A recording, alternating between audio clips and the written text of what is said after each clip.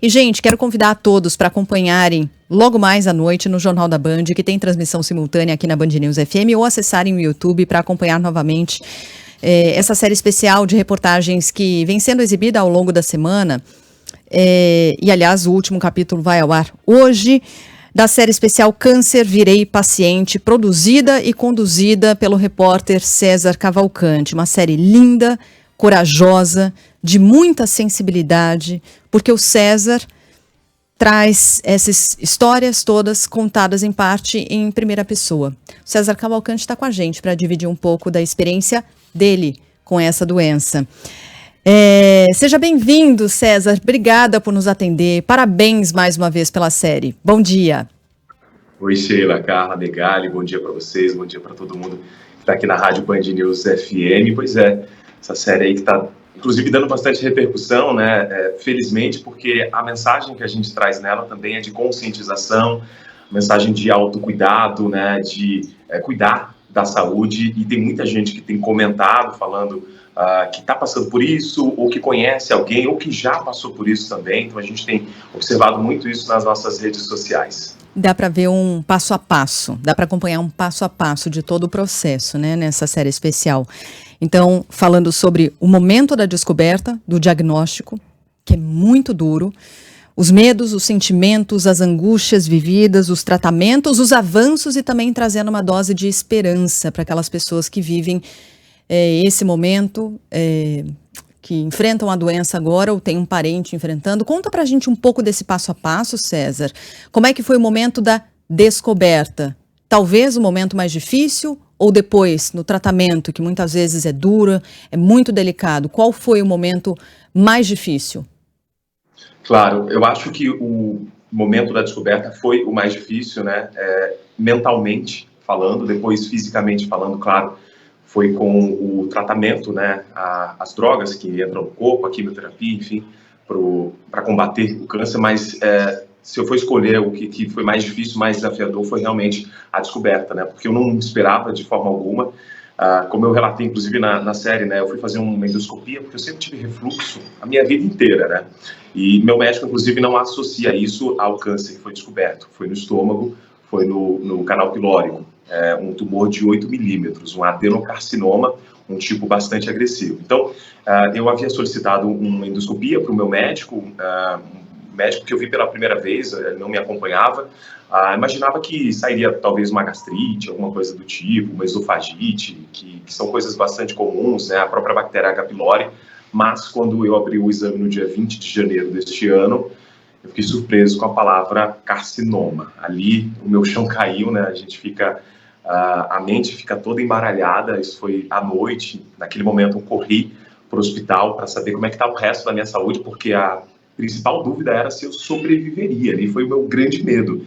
Então eu comecei a fazer alguns exames na emergência mesmo, uma tomografia, mas ali eu ainda não tinha uma resposta muito exata de como seria o tratamento. Aí no dia seguinte, sim, eu fiz contato com o cirurgião que me acompanha até hoje, o Dr. Jorge Narras, e ele falou: olha, você realmente tem câncer, mas o tratamento que a gente vai fazer para ele é um tratamento curativo, com perspectivas de cura.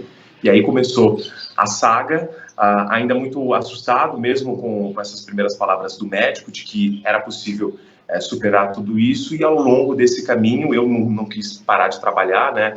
Sabia que minha imagem ia mudar na TV, eu ia ficar careca, eu ia perder peso.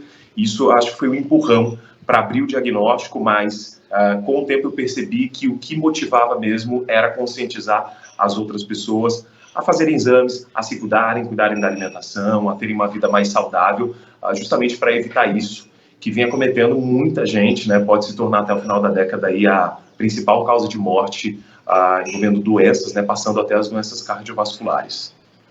Sim, inclusive tentar reduzir um pouco o estigma, porque é uma doença estigmatizada, né, César? Quando se fala em câncer, um pouco mais cedo a gente até abordou esse tema por aqui, alguns ouvintes escreveram, as pessoas têm medo de falar câncer, né? E aí você disse também que quando abriu o exame, leu ali carcinoma, o seu mundo caiu, o seu chão caiu. Eu queria perguntar com relação a sua força mental, porque esse tipo de estigma acaba puxando a gente para baixo e enfraquecendo psicologicamente, né? Como é que você conseguiu manter a sua força mental? E eu vi também que em uma das reportagens você dizia que as reações físicas acabam abalando também, né, um pouco a força mental. O que você pode trazer para as pessoas que estão passando por isso agora? E não só o paciente, para as pessoas que estão no entorno também, né? Claro. Olha, eu percebi que era muito importante conversar, justamente falar o que eu estava sentindo. Claro que no primeiro momento eu falei para as pessoas mais próximas, porque aquilo ainda estava bagunçando um pouco a minha cabeça, e aí eu procurei auxílio psicológico, né? Eu procurei uma terapeuta que está comigo até hoje, que me ajudou nessas estratégias para manter a cabeça firme. Continuar trabalhando também foi muito importante, eu tive autorização, inclusive estímulo dos médicos para fazer isso, e conversar abertamente sobre tudo que eu estava passando, tirar todas as dúvidas com meus médicos. É algo muito curioso, porque na clínica em que eu fazia quimioterapia, eu ouvi de algumas enfermeiras que havia pessoas que chegavam lá e não contavam para ninguém, nem para a família. Então, o diagnóstico só era compartilhado com o médico e com a equipe que faria o tratamento. Eu imagino que é muito difícil você guardar uma notícia como essa. Então, você conversar com as pessoas é muito importante. Isso vem justamente de encontro ao que você falou sobre o tabu, né? A gente precisa falar sobre essa doença.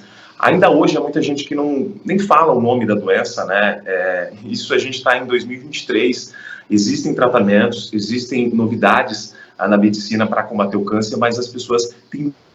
E isso causa estigma, que prejudica o próprio tratamento, né? É preciso informação, a gente viu como foi importante isso na pandemia, a gente se orientar, a gente ter acesso aos dados, às notícias, e isso também funciona em relação ao câncer. São 700 mil novos casos todos os anos no Brasil.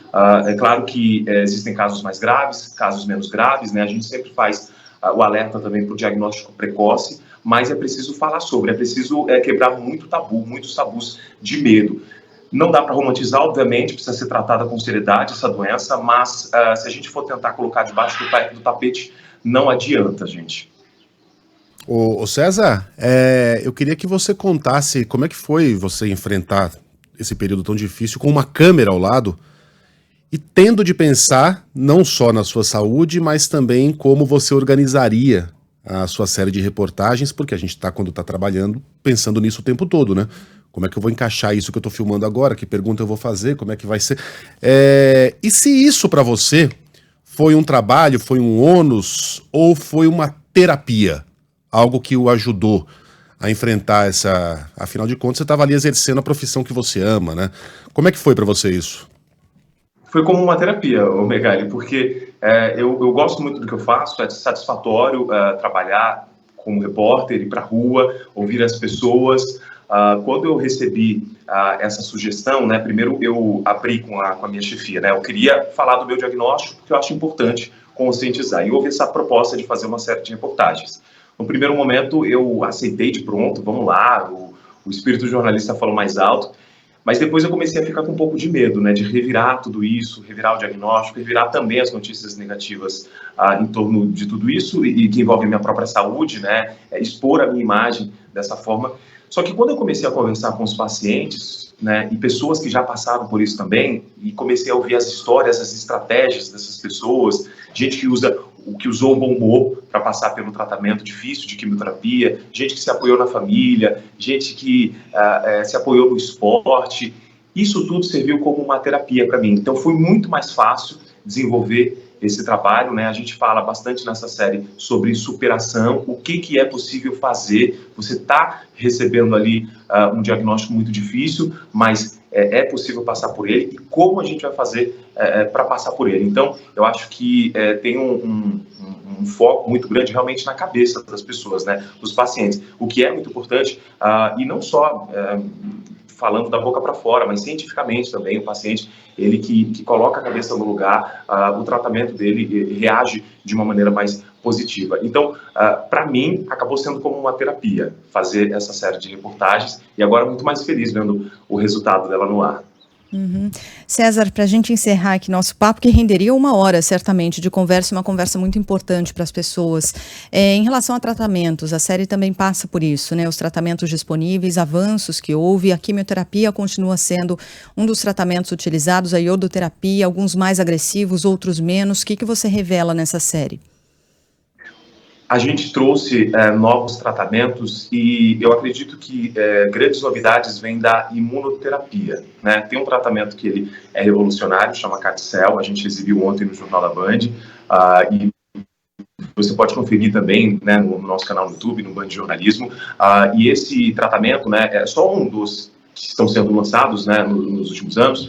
Esse tratamento ele já provocou a remissão de pacientes que estavam quase ali sem nenhuma outra perspectiva, né? Esse tratamento com o Carticel é uma imunoterapia, é usado hoje para tumores líquidos, né? Tumores do sangue, mieloma, leucemias também, são alguns tipos de tumores, ainda não para sólidos, como foi o meu caso. No meu caso foi um tumor no estômago, mas há uma perspectiva de fazer pesquisa, trazer esse tratamento também para tumores sólidos. E ele tem mostrado avanços significativos, né? Ele está em pesquisa pelo SUS, 15 pacientes já passaram por ele, é um número muito pouco, mas está mostrando um resultado muito bom. Pelo mundo, vários pacientes já foram submetidos a esse tratamento, né? E eu acho que o grande desafio é a gente ampliar, né, esses tratamentos que são novos, drogas novas, né, principalmente para pacientes do SUS. Aqui no Brasil, 8 em cada 10 pacientes oncológicos se tratam no SUS e há muitas filas.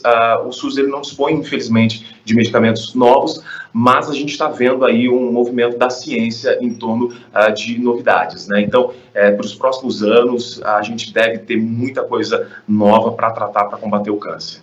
Tomara, tomara. E a gente já tem caminhado nessa direção mesmo. César, parabéns mais uma vez. Fica o convite para as pessoas acompanharem no Jornal da Band. Aos sábados também sempre tem ali um especial reunindo alguns dos principais momentos dessa série de reportagens. A série Câncer, Virei Paciente, está tudo no canal do YouTube do Band Jornalismo também. Parabéns. E bom restante de férias, porque a gente descobriu depois que você está em férias, né? E a gente aí te atrapalhando. Ouvi uma arara do lado dele.